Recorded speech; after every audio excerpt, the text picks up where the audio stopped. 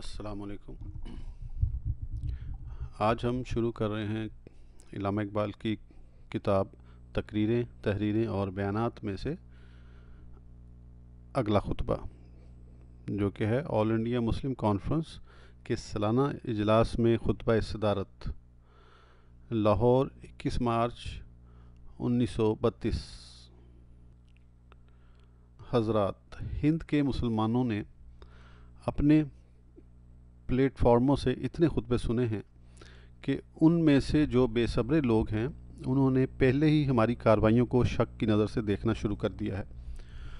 उनका ख्याल है कि ये पहले तो कार्रवाई के इस जज्बे को कमज़ोर करती हैं और आखिरकार मौत की नींद सुला देती हैं जो कल्ब इस्लाम में ख्वाबिदा है। उनमें से एक ने कहा, मुल्क की मौजूदा सूरत हाल हमें रूब अमल करने की तहरीक पैदा करती है, और अगर हमारे रहनुमा कार्रवाई की ऐसी राह की निशानदही करने में नाकाम रहते हैं जो मुसलमानान हिंद की खसूस पोजीशन से मुताबिकत रखती हो, तो नकल करने की कुव्वत अपना काम कर दिखाएगी और हमारे नौजवानों को सोचे समझे बगैर वाक़यात के धारे में छलांग लगा देने की तरगीब देगी। एक नौजवान बेसब्रे ने कहा, कार्रवाई के लिए किसी पहले से सोचे समझे मंसूबे की ज़रूरत लाहक नहीं होती। ये मदरसी मंतक के ताबे नहीं होती, बल्कि ख़ास तौर से अपनी मंतक खुद तैयार करती है। जैसे ही ये एक शख्स के दिल से बाहर आकर खुली फ़ज़ा में सांस लेती है, उस वक़्त ये है कि हमारे नौजवानों की नफ्सियात, इस संगीन लम्हे में आपने मुझ पर जिस एतमाद का इजहार किया उसके लिए मैं आपका शुक्रगुज़ार हूँ, लेकिन मैं आपको ऐसे शख्स के इंतखाब पर आपको मुबारकबाद नहीं दे सकता जो मिसालियत पसंद और ख्वाबों की दुनिया का बासी हो। शायद आप ये सोचते हों कि आपको इस मरहले पर एक ख्वाब देखने वाले की ज़रूरत है कि जहाँ ख्वाब ना हो वहाँ लोग मर जाते हैं। शायद आप ये समझते हों कि लंदन की गोल में इस कॉन्फ्रेंस के तजर्बे के बाद मैं इस इज्तिमा की कुर्सी सदारत के लिए बेहतरीन सादो सामान से लैस हो गया हूँ। ऐसे तख़य्युल का इजहार जो अपनी दीनवी हदूद से आज़ाद हो गया हो एक बात है, लेकिन ऐसा रास्ता दिखाना कि किस तरह तख़य्युलात को ज़िंदा हकीकतों की शक्ल दी जा सकती है, बिल्कुल दूसरी बात है। अगर कोई शख्स मिजाजन अबुल ज़िक्र का असल हो तो उसके लिए काम मुकाबलतन आसान हो जाता है, क्योंकि ये आर्ज़ी हदूद को पाटने पर मबनी है जो अमली सियासतदान की राह कदम कदम पर रोकती हैं। जिस शख्स में अबुल ज़िक्र काम से मखरुल ज़िक्र में मुंतकिल हो जाने की ज़रूरत हो, उसे मुसलसल जायज़ा लेने की ज़रूरत होती है, और अक्सर वो इन हदूद की ताकत के सामने सपरअंदाज हो जाता है जिन्हें नज़रअंदाज करना उसकी फितरत सानिया बन गई थी। ऐसे आदमी की बदनसीबी ये होती है कि वो मुस्तकिल ज़हनी तसादुम के दरमियान ज़िंदगी बसर करता है और उस पर आसानी के साथ तज़ाद का इल्ज़ाम आयद हो जाता है। ताहम जिस मुश्किल हाल में आपने मुझे डाल दिया है, मैं उसे मुसरतन कबूल करता हूँ, इसलिए नहीं कि मैं ख़ुद को उसका अहल गर्दानता हूँ, बल्कि इसलिए कि खुशकिस्मती से मसाइल इस कदर वाज़िया हो गए हैं कि अब सारी बात का इन्हिसार इस अमर पर नहीं कि कोई एक शख्स क़यादत कर रहा है, बल्कि इस ताकत पर है जो जुमला इनफरादी इरादों को एक वाहिद मकसद पर मरकूज़ करती है। सियासत की जड़ें एक आदमी की रूहानी ज़िंदगी में मस्तूर हैं। मेरा अकीदा ये है कि इस्लाम निजी राय का मामला नहीं है, ये एक माशरा है, या अगर आप इसे पसंद करें, ये एक मदनी कलीसा है। इस बिना पर कि मुमकिन है मौजूदा ज़माने के सियासी तस्वुरात जैसा कि वो हिंद में रूप धारते नज़र आते हैं, मुमकिना तौर से इस्लाम के असल ढांचे और उसकी नौइयत पर असरअंदाज हो जाएं। मुझे सियासत में दिलचस्पी महसूस होती है। मैं कौम परस्ती के ख़िलाफ़ हूँ, जैसा कि इस लफ्ज़ को यूरोप में समझा जाता है, इसलिए नहीं कि अगर इसे हिंद में परवान चढ़ने का मौका दिया गया तो इसका इम्कान है कि मुसलमानों के हिस्से में कम मादी फ़वाइद आएंगे। मैं इसका इसलिए मुखालिफ हूँ कि इसमें अलहादी मादियत के जरासीम देखता हूँ जिन्हें मैं जदीद इंसानियत के लिए अजीम तरीन ख़तरा तस्वर करता हूँ। हुब्बुल वतनी मुकम्मल तौर से एक कुदरती खूबी है जिसका आदमी की अहलाकी ज़िंदगी में एक मुकाम है। ताहम जो चीज़ असबस ज़रूरी है वो है आदमी का ईमान, उसकी सकाफ़त, उसकी तारीख़ी रवायात। मेरी नज़र में ये चीज़ें ऐसी हैं जिनकी खातिर जीना और मरना कबूल किया जा सकता है।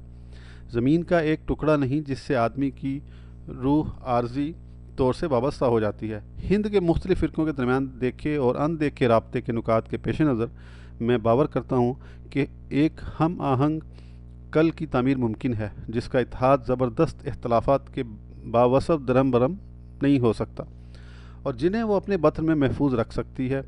قدیم ہند کی فکر کا مسئلہ یہ تھا کہ کس طرح ایک بہت سو میں تبدیل ہو گیا اپنی ایکتا کو قربان کیے بغیر۔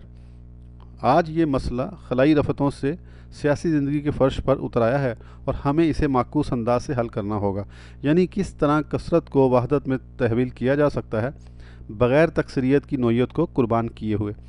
جہاں تک ہماری حکمت عملی کی مبادیات کا تعلق ہے، میں کوئی نئی بات نہیں کہہ سکتا۔ ان کے بارے میں اپنے خیالات کا اظہار آل انڈیا مسلم لیگ کے اجلاس الہ آباد کے خطبہ صدارت میں کر چکا ہوں۔ موجودہ خطبے میں ارادہ کرتا ہوں کہ دیگر امور کے علاوہ آپ کے اولاً تو اس صورتحال کے صحیح ادراک میں آئینت کروں اور جو گول میز کانفرنس کے مباحث کے آخری مرحلوں میں ہمارے وفد کے پس و پیش کے رویے کے باوصف ابھر کر سامنے آئی۔ دوم، میں کوشش کروں گا کہ میں اپنی بصیرت کے مطابق یہ ظاہر کر سکوں کہ برطانوی وزیر اعظم کے لندن کانفرنس کے آخر میں اعلان کی روشنی میں ساری صورتحال کا محتاط جائزہ دوبارہ ضروری ہو گیا ہے اور اس کی روشنی میں تازہ حکمت عملی کی تعمیر کس حد تک پسندیدہ ہے۔ اجازت دیجیے کہ میں اپنے وفد کے کام کی مختصر سی تاریخ سے گفتگو کا آغاز کروں۔ اقلیتی کمیٹی کے پہلے دو اجلاس فرقہ وارانہ مسئلے کے علی الترتیب 28 سپتمبر اور 1 اکتوبر 1931 عیسوی کو منعقد ہوئے۔ دونوں بار اجلاس نجی تصفیہ کی خاطر ملتوی کیے گئے۔ مہاتما گاندھی نے مسلم وفد کو بتایا کہ جب تک مسلم وفد ڈاکٹر انصاری کے خلاف عائد پابندی کو نہ ہٹائے گا معاملات آگے نہیں بڑھ سکتے۔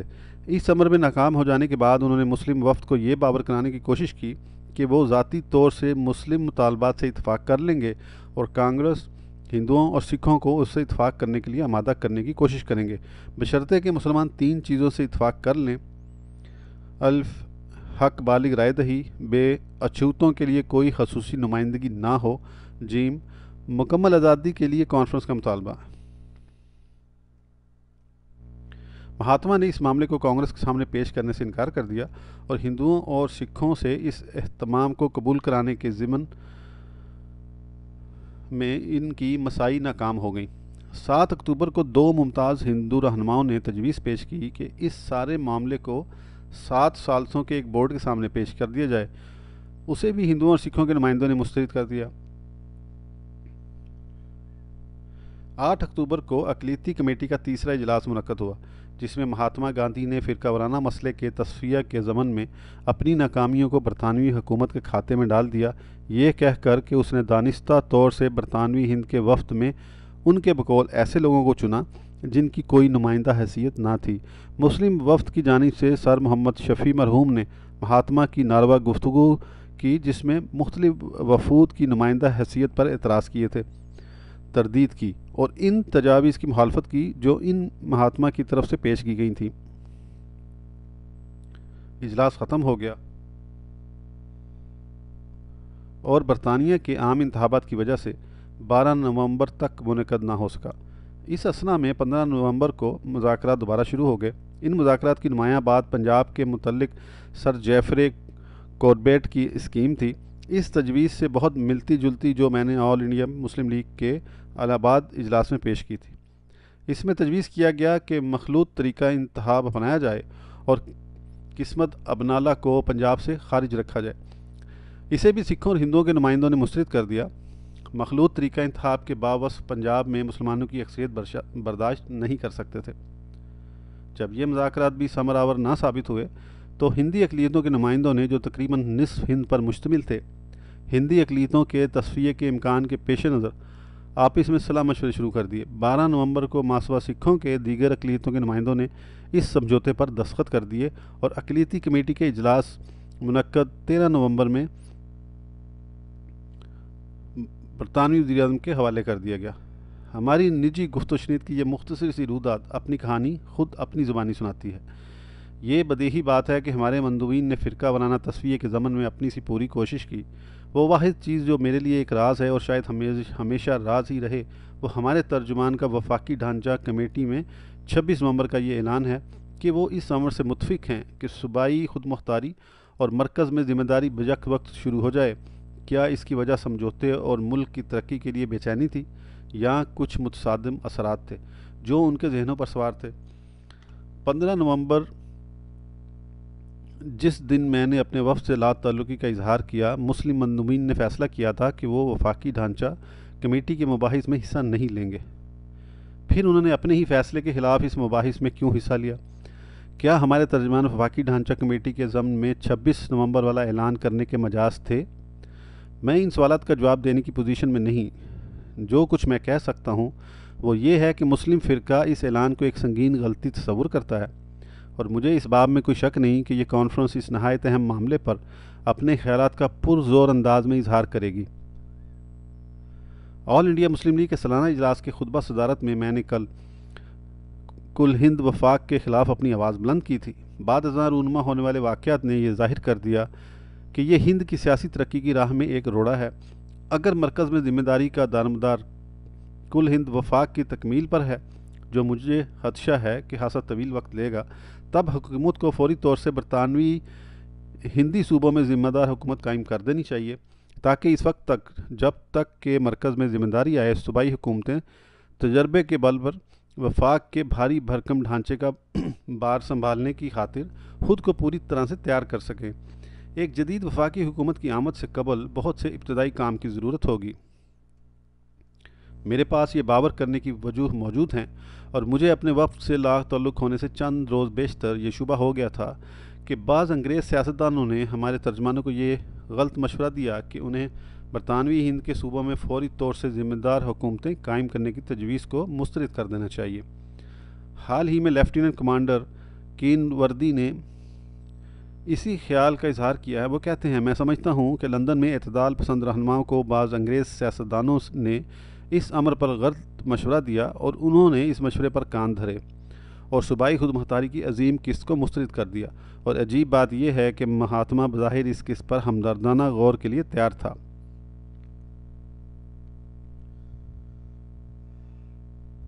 وہ اعتدال پسند رہنما کون ہیں جن کی طرف سے لیفٹیننٹ کمانڈر نے اشارہ کیا ہے؟ سر تیج بہادر سپرو نے لندن میں جو رویہ اختیار کیا، اور اب ان کی اس مشاورتی کمیٹی میں شمولیت کے پیش نظر، جس کا تعلق صوبائی خود مختاری کے فوری نفاذ سے ہے، اس پیراگراف کے مصنف کا اشارہ ہندو اعتدال پسندوں کی طرف تو نہیں ہو سکتا۔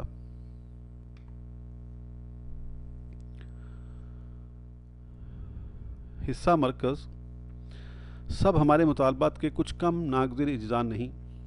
ان نکات پر وزیر اعظم برطانیہ کی خاموشی کا نتیجہ کانگریس کے ساتھ جنگ کی غیر ہموار حکمت عملی اور باقی ماندہ ملک کے ساتھ فقدان امن کی شکل میں ظاہر ہوا۔ کیا ہمیں کانگریس کی موجود تحریک میں اس کے ساتھ شریک ہو جانا چاہیے؟ ایک لمحے کے پس و پیش کے بغیر میرا جواب ہے نہیں۔ اگر غیر نظر سے تحریک کے اسباب کا مطالعہ کیا جائے تو یہ بات بالکل واضح ہو جائے گی۔ کانگریس کی تحریک، میرے خیال میں اس تحریک کی جڑیں خوف اور ناپسندیدگی میں پوشیدہ ہیں۔ کانگریس کے رہنما یہ دعویٰ کرتے ہیں کہ وہ ہند کے عوام کے واحد نمائندہ ہیں۔ آخری گول میں اس کانفرنس نے صاف طور سے یہ واضح کر دیا کہ ایسا نہیں ہے۔ قدرتی طور سے وہ اس نقطہ نظر کو ناپسند کرتے ہیں۔ انہیں اس کا علم ہے کہ انگریز قوم اور باقی ماندہ دنیا ہند میں فرقہ وارانہ مسئلے کے تصفیے کی اہمیت کو پوری طرح سے محسوس کرتی ہے۔ انہیں مزید یہ بھی معلوم ہے کہ ہند کی اقلیتوں نے ایک سمجھوتا کر لیا ہے، اور برطانوی حکومت نے یہ نوٹس دے دیا ہے کہ اگر ہندی آپس میں سمجھوتا کرنے میں ناکام رہے تو وہ خود اپنا ایک عبوری سمجھوتا نافذ کر دیں گے۔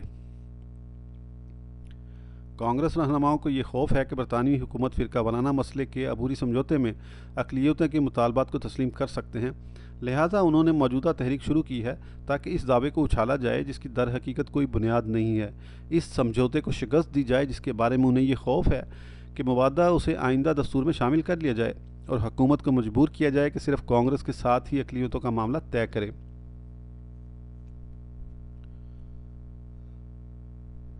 کانگریس کی وہ قرارداد جس کے تحت تحریک سول نافرمانی شروع کی گئی نے یہ بات بالکل واضح کر دی ہے کہ چونکہ حکومت نے مہاتما گاندھی کو ملک کا واحد نمائندہ تسلیم کرنے سے انکار کر دیا ہے، اس لیے کانگریس نے سول نافرمانی کا فیصلہ کیا ہے۔ پھر ایک اقلیت اس تحریک میں کیسے شریک ہو سکتی ہے جو اتنی ہی خود اس کے خلاف ہو جتنی کہ حکومت کے خلاف ہے؟ لہٰذا ان حالات میں کانگریس کی موجودہ تحریک میں اس کا ساتھ دینے کا سوال ہی پیدا نہیں ہوتا۔ لیکن اس امر سے بھی انکار نہیں کیا جا سکتا کہ اس وقت آپ کو اہم فیصلے کرنے ہیں۔ مجھے یقین ہے کہ آپ کو فرقے کی موجودہ ذہنی کیفیت سے پوری آگاہی حاصل ہے۔ حکومت کا مسلمانوں کے مطالبات کو تسلیم کرنے میں تاخیر سے کام لینا، دستوری اصلاحات سے قبل ہمارے دلیر سرحدی بھائیوں کے ساتھ جو سلوک روا رکھا گیا ہے، یہ سب کچھ برطانوی حکومت کے طور طریقوں کے بارے میں ہندی مسلمانوں کو شکوک و شبہات میں مبتلا کر رہا ہے، اور بہت سے لوگوں نے تو پہلے ہی یہ سوال کرنا شروع کر دیا ہے کہ کیا سیاسی طور پر مخالف اور اقتصادی طور سے استحصال کرنے والی اکثریت کے خلاف مسلم اقلیت کو تحفظ فراہم کرنے کے لیے تیسرے فریق کا قوت کے طور پر وجود ضروری ہے؟ ایسا معلوم ہوتا ہے کہ ایک بہت بڑی وجہ اور بھی ہے۔ واقعات کا تیز رفتاری کے ساتھ رونما ہونا اور سیاسی دنیا کی صورتحال میں اچانک تبدیلیاں بکثرت ہونا ایک شاہی جمہوریت کو، بالخصوص پارٹی حکومت کو، قطعی حکمت عملی پر طویل مدت تک کاربند رہنے کی اجازت نہیں دے سکتا۔ ایک جدید سیاستدان میں قوت متخیلہ کا فقدان برائی کی بجائے ایک خوبی ہے، اور قوت متخیلہ کا فقدان اعلیٰ سیاسی تصور میں استقامت اور تغیر کو ترتیب دے کر کلیہ بنانے کا اہل نہیں ہوتا۔ اس لیے جدید سیاست لمحہ بہ لمحہ کے حساب سے زندگی گزارتی ہے۔ لہٰذا ہند کی طرح ایک غلام ملک میں تعاون کرنے والے فرقے قدرتی طور سے یہ سوچنے پر مجبور ہو جاتے ہیں کہ حکومت کے کڑے وقت میں ان کے پختہ سیاسی رویے کی کسی بھی سیاسی پارٹی کے نزدیک کوئی قدر و قیمت نہیں ہوتی جو کسی بھی وقت انگلستان میں برسر اقتدار آتی ہے۔ انگلستان میں سیاسی جماعتوں کا مسلک اور نصب العین خواہ کچھ بھی کیوں نہ ہو، آپ کو اپنی حکمت عملی کی اساس روشن خیالی اور اپنے مفاد پر مرکوز رکھنی چاہیے، اور اسے اس انداز سے وضع کیا جانا چاہیے کہ وہ پوری انگریز قوم کو متاثر کرے۔ یہ ایک حماقت ہے کہ ہم ایسی جنگ لڑیں جس کی کامیابی کے ثمرات وہ وصول کر لیں جو یا تو مخالف ہو یا جنہیں ہماری جائز سیاسی امنگوں سے کوئی دلچسپی نہ ہو۔ موجودہ حالات ایسے ہیں کہ کسی ایسی حکمت عملی کے خد و خال پر غور و فکر کیا جائے جو فرقے کی فوری مشکلات کا مداوع کر سکے۔ یہ آپ کا فریضہ ہے کہ میں نے جس امکان کا خدشہ ظاہر کیا ہے وہ ختم ہو جائے، اور آپ جس اقدام کا مشورہ دیں اس کے فوائد سے آخر کار آپ کا فرقہ بہرہ مند ہو۔ برطانوی حکومت کا رویہ۔ اجازت دیجیے کہ میں جس قدر ممکن ہو صاف صورتحال کا ذکر کر دوں۔ برطانیہ نے فرقہ وارانہ مسئلے کے ضمن میں ایک عبوری تصفیے کے اعلان کا فیصلہ کیا تھا، اس صورت میں کہ اپنے رہنماؤں کی دوسری گول میز کانفرنس سے واپسی کے بعد ہند کے فرقے اس مسئلے کے ضمن کوئی باہمی تصفیہ نہ کر سکے۔ یہ وعدہ برطانیہ کی تیسری پارٹی کی حیثیت اس کے دعوے اور حکمت عملی سے عین مطابقت رکھتا ہے، جس کے ہاتھ میں ہند کے اندر مختلف متحارب فرقوں کے درمیان توازن بھی ہے۔ تاہم برطانوی حکومت کا موجودہ رویہ یہ ظاہر کرتا ہے کہ وہ ہند میں غیر جانبدارانہ توازن قائم رکھنے والے کی حیثیت سے کام کرنے کا ارادہ نہیں رکھتا، اور بالواسطہ طریقے سے ہندی فرقوں کو جو اصلاً ہندو اور مسلمان ہیں ایک طرح کی خانہ جنگی کی طرف دھکیل رہی ہے۔ ہم نے کوشش کی کہ اکثریتی فرقہ ان تحفظات کو تسلیم کر لے جنہیں ہم بحیثیت ایک قوم جو اپنی زندگی گزارنے کا عزم رکھتی ہے کلیتاً مٹ جانے کا خطرہ مول لے کر ہی ترک کر سکتے ہیں، لیکن ہم نے اسے اکثریتی فکرے کو غیر رضامند پایا۔ متبادل یہ تھا کہ برطانیہ سے انصاف کی آس لگاتے، جس نے اس دن سے جب اس نے مسلمانوں سے ملک اپنے قبضے میں لیا تھا یہ دعویٰ کر رکھا ہے کہ وہ، جیسا کہ میں نے اوپر کہا، ہند میں توازن قائم رکھنے میں غیر جانبدارانہ کردار ادا کرے گا۔ ان کے معاملے میں بھی ہم دیکھتے ہیں کہ پرانی برطانوی جرأت اور صاف گوئی مسلسل تبدیل ہونے والی حکمت عملی سے بدل گئی ہے، جو اعتماد پیدا نہیں کر سکتی، اور ایسا معلوم ہوتا ہے کہ اس کا مقصد صرف ہند میں اپنا الو ہی سیدھا کرنا ہے۔ اس طرح مسلمان فرقے کو اس سوال کا سامنا ہے کہ کیا یہ فرقے کے مفاد میں ہے کہ وہ اپنی اس حکمت عملی کو مزید کچھ عرصے کے لیے جاری رکھے جس نے اب تک صرف برطانیہ کی مشکلات کو ہی رفع کیا ہے اور اپنے فرقے کو کوئی فائدہ نہیں پہنچایا۔ یہ ایسا سوال ہے جس کے بارے میں کھلی کانفرنس کو فیصلہ کرنا چاہیے۔ فی الوقت صرف میں اتنا ہی کہہ سکتا ہوں کہ اگر آپ اس حکمت عملی کو جاری نہ رکھنے کا فیصلہ کریں تو آپ کو اپنے سارے فرقے کو اس قربانی کی خاطر تیار کرنا پڑے گا جس کے بغیر کوئی خوددار قوم باوقار زندگی بسر نہیں کر سکتی۔ ہندی مسلمانوں کی تاریخ کا نہایت نازک لمحہ آن پہنچا ہے، اپنا فریضہ ادا کرو یا مٹ جاؤ۔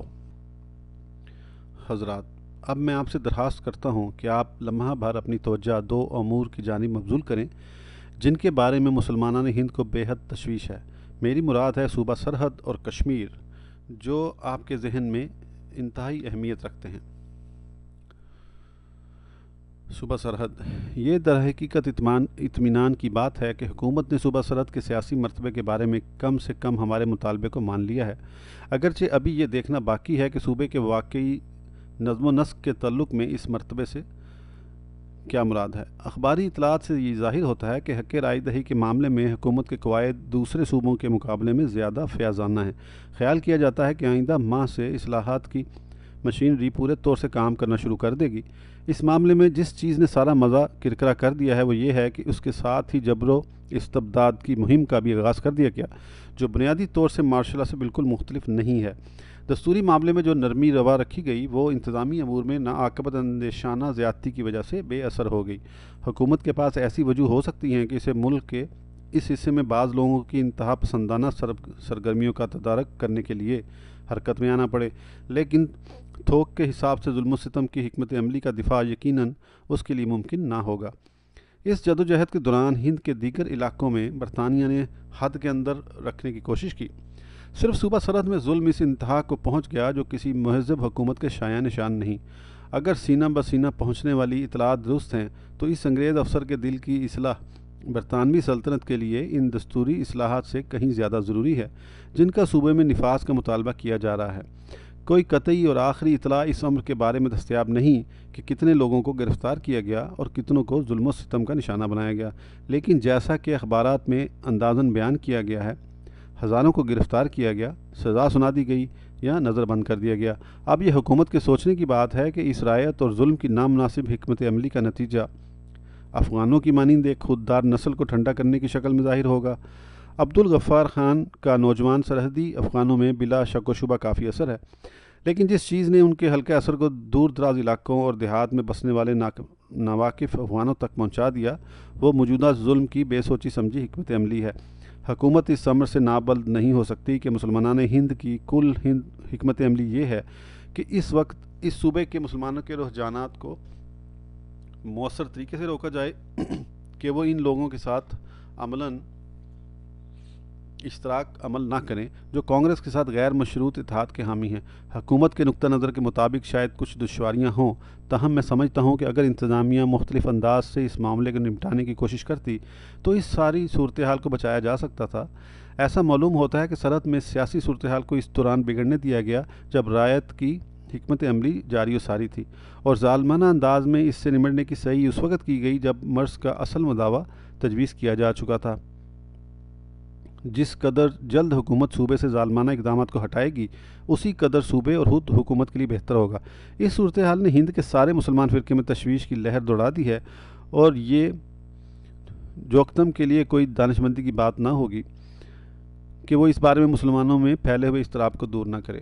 کشمیر، جہاں تک کشمیر کا تعلق ہے، میرے لیے مطلق ضروری نہیں ہے کہ میں اس ملک میں حال ہی میں رونما ہونے والے واقعات کا تاریخی پس منظر بیان کروں۔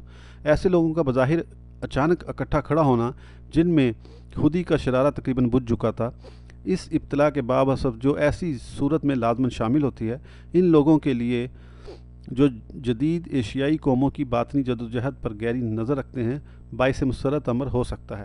کشمیر کے لوگوں کا مطالبہ بالکل منصفانہ ہے، اور مجھے اس باب میں مطلق شبہ نہیں کہ ذہین اور تباہ لوگوں میں اپنی شخصیت کی حقیقت کے بارے میں ادراک کا دوبارہ ابھرنا آخرکار نہ صرف ریاست بلکہ من حیث المجموع سارے ہند کے لوگوں کے لیے طاقت کا سرچشمہ ثابت ہوگا۔ جو چیز سب سے زیادہ قابل مذمت ہے وہ یہ ہے کہ فرقہ وارانہ کشیدگی جو ہند میں موجود ہے اور مسلمانان ہند کی اپنے کشمیری بھائیوں کے ساتھ قدرتی ہمدردی نے ہندوؤں میں جوابی ایجیٹیشن کو رات دے دی ہے، جس کا اصل مقصد ایک ظالم انتظامیہ کو بچانا تھا، اور اس نے اس کے ناگزیر نتائج اور عواقب کو پان اسلامک منصوبے اور انگریزوں کی کشمیر پر قبضے کی سازشوں کے تخیلاتی نام دے دیے ہیں۔ اس نوع کے ایجیٹیشن اور کشمیر کے مسئلے کو فرقہ وارانہ رنگ دینے کا صرف ایک ہی نتیجہ ہو سکتا تھا، یعنی تشددانہ زدرج توبیخ جو ریاست میں طویل لاقانونیت پر منتبہ ہو۔ اخباری اطلاعات راوی ہیں کہ صوبہ جموں کے کچھ حصوں میں نظم و نسق مکمل طور سے درہم برہم ہو گیا، اور یہ صرف برطانوی فوجوں کی موجودگی ہے جو معاملے پر قابو پائے ہوئے ہے۔ کم سے کم ان مقامات پر جہاں وہ موجود ہے، بہت سے مقامات پر ریاستی حکام بے حد تشددانہ اور شرمناک مظالم ڈھا رہے ہیں۔ اس کے بارے میں زبانی اطلاعات موصول ہو رہی ہیں۔ ایسے حالات میں تحقیقاتی کمیشن کا بھی کوئی فائدہ نہیں ہوتا۔ مڈلٹن رپورٹ، جس نے اہم حقائق کو تسلیم کیا لیکن اس نے درست نتائج اخذ نہ کیے جا سکے، پہلے ہی مسلمانوں کو مطمئن کرنے میں ناکام رہی۔ سچ تو یہ ہے کہ معاملہ اس منزل سے گزر چکا ہے جہاں تحقیقاتی کاوشیں مؤثر نتائج پیدا کر دیتی ہیں۔ ساری دنیا کے لوگوں میں خود آگہی کا شعور صرف ایک ہی تقاضا کرتا ہے کہ جو انتظامیہ ان پر حکومت کرتی ہے اس میں زیادہ سے زیادہ شر کی منفی خواہش کو حق کے طور پر تسلیم کیا جائے۔ سیاسی ولی کی سرپرستی میں حکومت زمانہ قدیم کے لوگوں کے لیے خوب ہے، لیکن یہ خود ایک انتظامیہ کے بہترین مفاد میں ہے کہ جب بدلتے ہوئے رویے انقلابی اصلاحات کا مطالبہ کریں تو وہ پہلو تہی نہ کرے۔ دیگر چیزوں کے علاوہ جو شاید کشمیر کی خصوصی صورتحال کے باعث پیدا ہوئیں، اس ملک کے لوگ کسی بھی نوعیت کی ایک مجلس قانون ساز کا مطالبہ کرتے ہیں۔ ہمیں امید کرنی چاہیے کہ ریاست کے فرمانروا اور حکومت ہند کے ارباب اختیار عوام کے اس مطالبے پر جس قدر ممکن ہو ہمدردانہ انداز میں غور کریں گے۔ بلا شبہ نئے وزیر اعظم مخصوص برطانوی انتظامیہ کی فراست کو کام میں لے کر مسئلے کی تہ تک پہنچنے کی کوشش کریں گے اور نہایت نفیس مگر پسماندہ لوگوں کو سرگرمیوں کا موقع دیں گے، جنہوں نے قدیم ہند کو بعض بہترین دانش مند فراہم کیے اور بعد ازاں مغل ثقافت میں حقیقی حسن کا اضافہ کیا۔ ممکن ہے کہ کشمیر میں دستوری اصلاحات کی راہ میں کچھ دشواریاں ہوں، جیسا کہ ہمارے ملک میں بھی ہیں، لیکن دائمی امن و امان کے مفاد کا تقاضا ہے کہ ان دشواریوں پر جلد از جلد قابو پا لیا جائے۔ اگر موجودہ افراتفری کا غلط مطلب سمجھ لیا گیا اور اس کے اسباب کو ان جہتوں میں تلاش کیا گیا جہاں وہ موجود نہیں ہیں، تو مجھے خدشہ ہے کہ حکومت کشمیر اپنے مسئلے کو اور زیادہ پیچیدہ بنا لے گی۔ لہٰذا یہ بالکل واضح ہے کہ برطانوی حکومت کا ہمارے مطالبات کے بارے میں رویہ اور صوبہ سرحد اور کشمیر میں نازک صورتحال ہماری فوری توجہ کی متقاضی ہے، لیکن جو امور ہماری فوری توجہ کا تقاضا کرتے ہیں صرف وہ ہی ہماری تشویش کا سبب نہیں ہیں۔ ہمیں ان قوتوں کا بھی ادراک ہونا چاہیے جو خاموشی سے مستقبل کو ڈھالنے میں مصروف ہیں، اور ملک میں واقعات کے رونما ہونے کی ممکنہ سمت کے پیش نظر کام کا ایک کم و بیش مستقل نوعیت کا پروگرام رکھنا چاہیے۔ ہند میں موجودہ جدوجہد کو بعض اوقات ہند کی مغرب کے خلاف بغاوت کا نام دیا جاتا ہے۔ میں نہیں سمجھتا کہ یہ مغرب کے خلاف بغاوت ہے، کیونکہ ہند کے لوگ انہیں اداروں کا مطالبہ کر رہے ہیں جن کا خود مغرب علمبردار ہے۔ کیا انتخابات کا جوا، پارٹی رہنماؤں کا تزک اور چشم اور مجالس قانون ساز کی خالی خولی شان و شوکت کسانوں کے ایک ملک کے لیے سازگار ہوگی جن کے لیے جدید جمہوریت کے روپے پیسے والی اقتصادیات کلیتاً ناقابل فہم ہے؟ یہ بالکل ایک علیحدہ سوال ہے۔ ہند کی تعلیم یافتہ شہری آبادی جمہوریت کا مطالبہ کرتی ہے۔ اقلیتیں جو خود کو علیحدہ ثقافتی وحدتیں تصور کرتی ہیں اور اس خوف سے کہ فی نفسہ ان کا وجود داؤ پر لگا ہوا ہے، تحفظات کا مطالبہ کرتی ہیں جو اکثریتی فرقہ بوجوہ تسلیم کرنے سے انکار کرتا ہے۔ اگر ہم ہند پر غور کریں تو اکثریتی فرقہ بظاہر نظریاتی طور پر درست قوم پرستی پر یقین رکھتا ہے، بشرطے کہ ہم مغربی مقدمات سے استدلال کریں جو حقائق کی تکذیب کرتے ہیں۔ اس طرح ہند کی موجودہ جدوجہد میں حقیقی فریق انگلستان اور ہند نہیں ہیں بلکہ وہ ہیں اکثریتی فرقہ اور ہند کی اقلیتیں، جو مغربی جمہوریت کا اصول قبول کرنے کی متحمل نہیں ہو سکتی جب تک اس میں مناسب ترمیم کر کے اسے ہند میں زندگی کی حقیقتوں سے سازگار نہ بنا دیا جائے۔ نہ ہی مہاتما گاندھی کے سیاسی حربے نفسیاتی اعتبار سے بغاوت کہلائے جانے کے حقدار ہیں۔ یہ حربے مغربی اور مشرقی شعور کی دو متخالف اقسام کے باہمی رابطے کا نتیجہ ہیں۔ مغربی دنیا کے آدمی کا ذہنی تانہ بانہ نوعیت کے لحاظ سے تاریخ وار ہوتا ہے، وہ زندہ رہتا ہے، حرکت کرتا ہے اور اس کا وجود وقت کی حدود میں مقید رہتا ہے۔ مشرقی آدمی کا عالمی شعور غیر تاریخی ہوتا ہے۔ مغربی آدمی کے نزدیک اشیاء بتدریج عالم وجود میں آتی ہیں، ان کا ماضی، حال اور مستقبل ہوتا ہے۔ مشرقی آدمی کے مطابق یہ فوراً ہی ضم ہو جاتی ہیں، یہ غیر زمانی ہوتی ہیں اور محض آن حاضر میں موجود ہوتی ہیں۔ یہی وجہ ہے کہ اسلام جو مرور زمانہ کو حقیقت کی علامت گردانتا ہے، ایشیا کی جامع تصویر میں خلل اندازی کرتا نظر آتا ہے۔ مغربی قوم کی حیثیت سے انگریز یہی سوچ سکتے تھے کہ ہند میں سیاسی اصلاحات باقاعدہ تدریجی ارتقاء کے عمل کے طور سے آنی چاہیے، جبکہ مہاتما گاندھی کو ایک مشرقی آدمی کی حیثیت سے اس رویے میں اختیار منتقل کرنے کے غیر دانشمندانہ پس و پیش کے علاوہ اور کچھ نظر نہیں آتا، اور فوری حصول کی خاطر تباہ کن منفی حربے آزماتا ہے۔ دونوں بنیادی طور پر ایک دوسرے کو سمجھنے سے قاصر ہیں۔ نتیجتاً ایک بغاوت کی صورتحال پیدا ہو گئی ہے، تاہم یہ حالات ایک طوفان کی آمد کی خبر دیتے ہیں جو نہ صرف سارے ہند پر بلکہ باقی ماندہ ایشیا پر بھی چھا جائے گا۔ یہ لازمی نتیجہ ہے ایک سیاسی تہذیب کا جس نے آدمی کو ایک قابل استحصال شے کے طور سے دیکھا ہے، ایک شخصیت کے طور پر نہیں، جس کی خالصتاً ثقافتی قوتیں نشوونما کرتی ہیں۔ ایشیائی قومیں اقتصادیات کے خلاف یقیناً علم بغاوت بلند کریں گی جسے مغرب نے جنم دیا ہے اور اقوام مشرق پر مسلط کر دیا ہے۔ ایشیا جدید مغربی سرمایہ دارانہ نظام کو نہیں سمجھ سکتا جس میں انفرادیت بے مہار ہوتی ہے۔ وہ دین جس کی آپ نعمت کرتے ہیں وہ فرد کی قدر و قیمت کو تسلیم کرتا ہے اور اسے یہ تربیت دیتا ہے کہ وہ اپنا سب کچھ اللہ اور انسان کی خدمت کے لیے وقف کر دے۔ اس کے امکانات ابھی ختم نہیں ہوئے۔ یہ ابھی ایک نئی دنیا تخلیق کر سکتا ہے جس میں آدمی کا معاشرتی رتبہ اس کی ذات اور رنگ سے متعین نہیں کیا جاتا، یہاں اس دولت سے جو وہ کماتا ہے، بلکہ اس نوع کی زندگی سے جو وہ بسر کرتا ہے، جہاں غریب امیر پر ٹیکس لگاتا ہے، جہاں انسانی معاشرے کی بنیاد پیٹوں کی مساوات پر نہیں بلکہ جذبوں کی مساوات پر ہوتی ہے، جہاں ایک اچھوت بادشاہ کی بیٹی سے شادی کر سکتا ہے، جہاں نجی ملکیت ایک امانت ہے، اور جہاں سرمایہ کو اتنا ذخیرہ کرنے کی اجازت نہیں دی جاتی کہ وہ دولت کے اصل پیدا کرنے والے پر برتری حال کر لے۔ تاہم آپ کے دین کے اعلیٰ و ارفع تصور کو ازمنہ وسطیٰ کے ماہرین دینیات اور قوانین کے چنگل سے آزاد کرانا ہوگا۔ روحانی طور سے ہم افکار و جذبات کے بندی خانے میں رہ رہے ہیں جنہیں ہم نے صدیوں کے دوران خود اپنے ارد گرد تانے بانے کی شکل میں بن دیا ہے۔ کیا ہمیں جو پرانی نسل کے لوگ ہیں یہ کہا جا سکتا ہے کہ ہم نوجوان نسل کو اس اقتصادی، سیاسی اور مذہبی بحران کا مقابلہ کرنے کی خاطر تیار کرنے میں ناکام رہے، جو عصر حاضر ممکنہ طور سے اپنے جلو میں لا سکتا ہے؟ پوری قوم کو اپنی موجودہ ذہنیت کی مکمل قلب ماہیت کی ضرورت ہے تاکہ وہ دوبارہ نت نئی خواہشات اور مقاصد کے تقاضوں کو محسوس کرنے کے اہل بن سکے۔ ہند کے مسلمان نے مدت عدیہ سے خود اپنی باطنی زندگی میں جھانکنا چھوڑ دیا ہے، زندگی کو پوری ٹمٹماہٹ اور رنگینی کے ساتھ جینا چھوڑ دیا، اور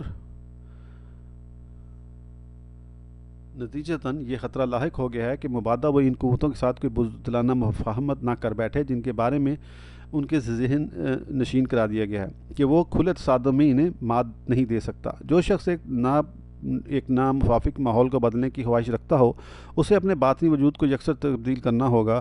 اللہ کسی قوم کی حالت تبدیل نہیں کرتا تاکہ وہ خود اپنے حالات تبدیل کرنے کی غرض سے پہل نہ کرے۔ اس کے لیے انہیں اپنی روزمرہ کی سرگرمیوں کے خطے کو ایک قطعی نصب العین کی روشنی سے مسلسل منور کرنا ہوگا۔ اپنی باطنی زندگی کی آزادی کے بارے میں پختہ یقین کے بغیر کچھ حاصل نہیں ہوتا۔ محض یقین ہی کسی قوم کی نظر منزل پر مرکوز رکھتا ہے اور دائمی بے چینی سے بچاتا ہے۔ ماضی کے تجربے نے آپ کو جو سبق دیا ہے اسے حرص جاں بنا لیجئے، کسی طرف سے بھی کوئی توقع نہ رکھیے، اپنی خودی کی ساری توانائیاں تکمیل ذات پر صرف کر دیجئے، مادی وسائل کو حقیقی شخصیت کی تعمیر کے لیے بروئے کار لے آئیں تاکہ آپ کی ساری امنگیں پوری ہو جائیں۔ مسولینی کا قول تھا کہ وہ جس کے پاس فولاد ہے اس کے پاس روٹی ہے۔ میں اس میں تھوڑی سی ترمیم کی جسارت کرتا ہوں اور کہتا ہوں جو خود فولاد ہے اس کے پاس ہر چیز ہے۔ سخت کوش ہو جائیے اور محنت سے کام کیجیے، یہی انفرادی اور اجتماعی زندگی کا سارا راز ہے۔ ہمارا مطمع نظر بالکل متعین ہے اور وہ یہ ہے کہ ہم آئندہ دستور میں اسلام کے لیے ایک ایسی پوزیشن حاصل کر سکیں جو اسے اس ملک میں اپنی تقدیر سنبھالنے کے لیے مواقع مہیا کر سکے۔ اس نصب العین کی روشنی میں یہ ضروری ہے کہ قوم کی ترقی پسند قوتوں کو بیدار کیا جائے اور ان کی اب تک کی خوابیدہ توانائیوں کو منظم کیا جائے۔ زندگی کا شرارہ کسی سے مستعار نہیں لیا جا سکتا، اسے خود اپنی روح کے نہاں خانے میں روشن کرنا ہوگا۔ اس کے لیے پرخلوص تیاری اور نسبتاً مستقل پروگرام کی ضرورت ہوگی۔ تو ہمارا آئندہ کا پروگرام کیا ہونا چاہیے؟ میری رائے یہ ہے کہ یہ جزوی طور پر سیاسی اور جزوی طور پر ثقافتی ہونا چاہیے۔ اس ضمن میں میں آپ کے غور و خوض کی غرض سے چند تجاویز پیش کرنے کی جسارت کرتا ہوں۔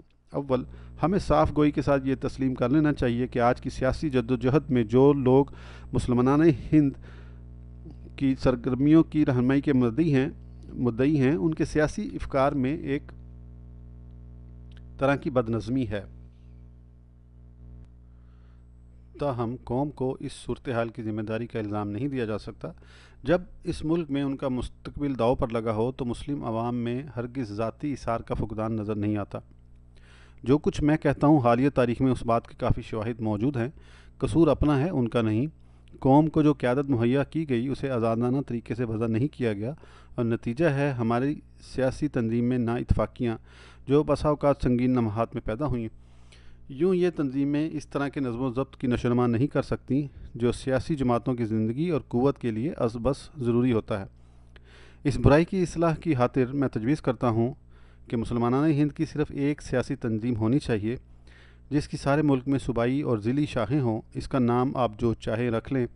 جو چیز لازمی ہے وہ یہ ہے کہ اس کا دستور ایسا ہو کہ کسی بھی سیاسی مکتب فکر کے لیے برسر اقتدار آنا اور اپنے خیالات اور طریقوں کے مطابق قوم کو رہنمائی مہیا کرنا ممکن ہو۔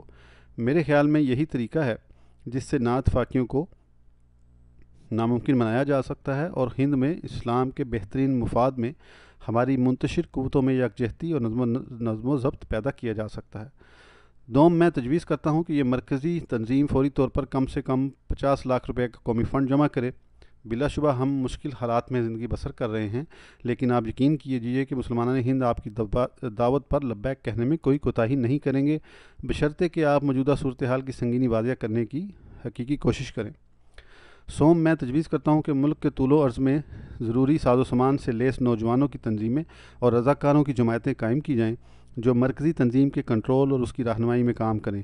وہ خاص طور سے اپنے آپ کو سماجی خدمت، اصلاح رسوم، قوم کی اقتصادی تنظیم اور قصبات اور دیہات میں معاشی پروپیگنڈا کے لیے وقف کر دیں، بالخصوص پنجاب میں جہاں مسلم کاشتکاروں کے بے پناہ قرضے اس وقت ان کا انتظار نہیں کر سکتے جب زرعی شعبے میں انقلاب کے ذریعے سخت اقدامات بروئے کار لائے جائیں گے۔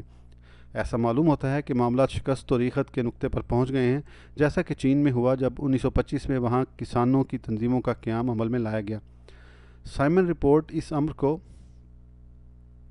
تسلیم کرتی ہے کہ کسان اپنی آمدنی کا بڑا معقول حصہ ریاست کو ادا کر دیتا ہے۔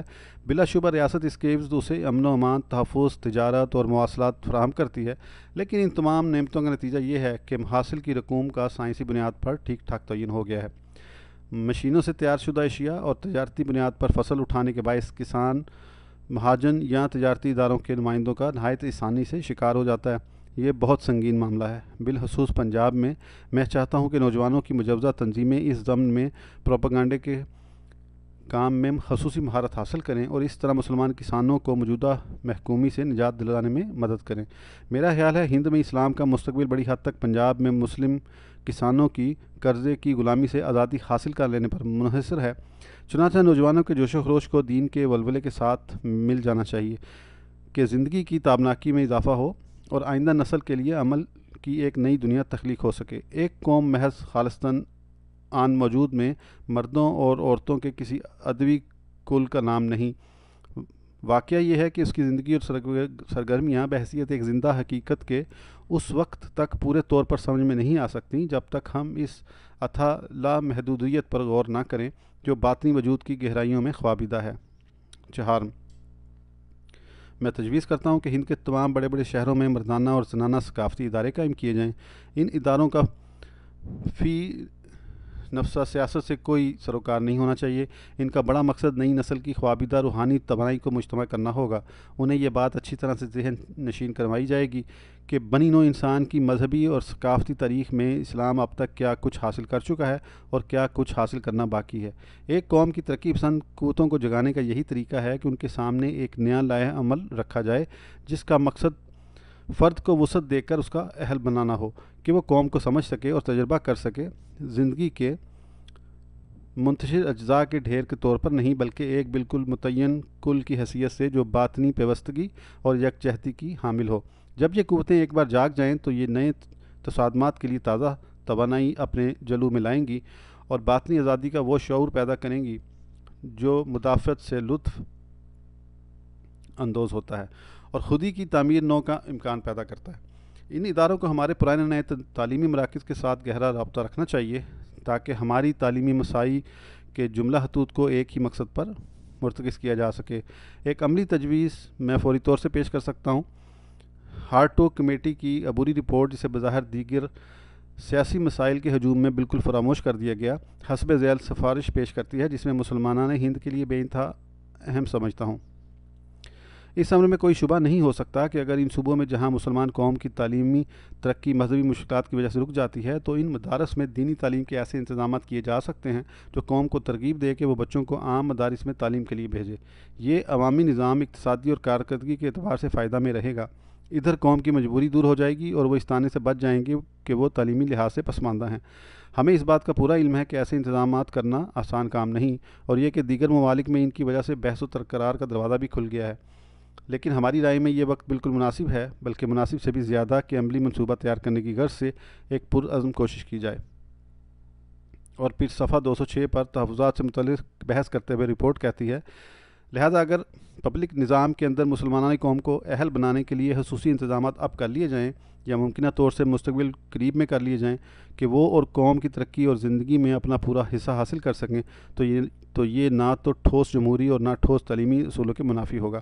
کاش ہم کہہ سکتے کہ کوئی تحفظات ضروری نہیں، اور یہ یقیناً ہماری خواہش ہوگی کہ یہ تحفظات ممکنہ طور سے کم از کم ہوں۔ تعلیمی نظام کی پیچیدگیاں بذات خود ناپسندیدہ ہوتی ہیں، لیکن چونکہ ہم یہ سمجھتے ہیں کہ مسلمان قوم کو اس کی موجودہ پسماندہ حالت میں چھوڑنے کا یہ ایک ضروری متبادل ہے، اور الگ الگ اداروں کے نظام میں مواقع تلاش کرنے کی بجائے ہمیں یہ کہنے میں کوئی باک نہیں کہ یہ متبادل قومی حکمت عملی کے وسیع تر اسباب میں بالکل جائز ہے۔ مجوزہ ثقافتی ادارے یا جب تک وہ قائم نہیں ہوتے، آل انڈیا مسلم کانفرنس کا یہ فریضہ ہے کہ وہ یہ دیکھے کہ یہ سفارشات جو ہماری قوم کی مجبوریوں کے واضح ادراک پر مبنی ہیں بروئے کار لائی جائیں۔ پنجم، میں تجویز کرتا ہوں کہ علماء کی ایک مجلس قائم کی جائے جس میں وہ مسلم وکلاء شامل ہوں جنہوں نے جدید فقہ کی تعلیم حاصل کی ہے۔ مقصد یہ ہے کہ جدید حالات کی روشنی میں اسلامی قانون کی حفاظت، اس کی توسیع اور اگر ضروری ہو تو نئی تعویل کا اہتمام کیا جائے۔ یہ کام اسلام کے بنیادی اصولوں کی روح کے نزدیک رہتے کیا جائے۔ اس مجلس کو آئینی اعتبار سے تسلیم کیا جائے تاکہ مسلمانوں کے پرنسپل لاء پر اثر انداز ہونے والا کوئی مسودہ قانون سازی کے مراحل سے اس وقت تک نہ گزر سکے جب تک اسے اس مجلس کی منظوری حال نہ ہو جائے۔ مسلمانان ہند کے لیے اس تجویز کی خالصتاً عملی قدر و قیمت سے قطع نظر ہمیں یہ یاد رکھنا چاہیے کہ جدید دنیا مسلم اور غیر مسلم دونوں کو اسلام کے قانونی ادب کی لامحدود قدر و قیمت کا اندازہ لگانا ہے، اور سرمایہ دارانہ دنیا کے لیے اس کی اہمیت کا بھی، جس کے اخلاقی معیار آدمی کے اقتصادی رویے کے قابو سے باہر ہو گئے ہیں۔ اس نوع کی مجلس سے، جیسی کہ میں نے تجویز کی ہے، مجھے یقین ہے کم سے کم اس ملک میں اسلام کے معمول کے اصولوں کی گہری سوجھ بوجھ پیدا ہوگی۔ اس خطبے کا یہاں پہ اختتام ہو گیا۔ الحمدللہ یہ بھی یہ پورا ایک ہی ویڈیو میں کمپلیٹ ہو گیا۔ تو انشاءاللہ پھر دوسری تقریر یا خطبے کے ساتھ حاضر ہوں گا۔ اس وقت تک کے لیے اجازت دیجیے۔ اس کو پلیز شیئر کریں زیادہ سے زیادہ، اور سبسکرائب بھی کریں۔ آپ سبسکرائب کوئی نہیں کر رہا، میں دیکھ رہا ہوں۔ خیر، میرا مقصد تو علم پھیلانا ہے، ان کا یہ نالج آگے چلانا ہے کہ آڈیو زیادہ سے زیادہ لوگ سنیں۔ باقی اس کو آگے جو شوقین دوست ہیں آپ کے، ایسی چیزیں جنہیں سننے کا شوق ہو، جنہیں علامہ اقبال کی تقریریں اور ان کے اقتباسات وغیرہ سننے کا شوق ہو، تو ان کے ساتھ شیئر کریں۔ پھر انشاءاللہ ملاقات ہوتی ہے۔ اللہ حافظ۔